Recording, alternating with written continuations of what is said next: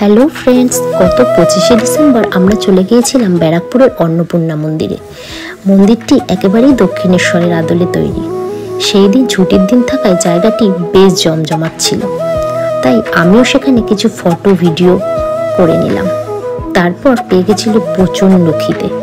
ওইখান থেকে বেরিয়ে আমরা চলে গেছিলাম ব্যারাকপুরের মবিনা রেস্টুরেন্টে। ওই দেখুন, ছেলে এক পায়ে কাঁটা চামচ প্লেট নিয়ে বসে পড়েছে। তারপর আমাদের লাঞ্চ চলে এলো। লাঞ্চটি বেশ সুস্বাদু ছিল।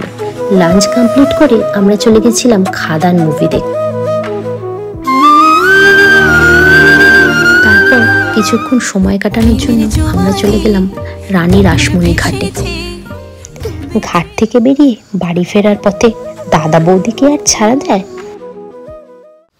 ব্যাস, যেমনি ভাবা তেমনি কাজ। 3 ফুডি মিলে ঢুকে পড়লাম দাদা বৌদি রেস্টুরেন্টে রাতের ডিনার করতে। সারাটা দিন কাটলো বেশ।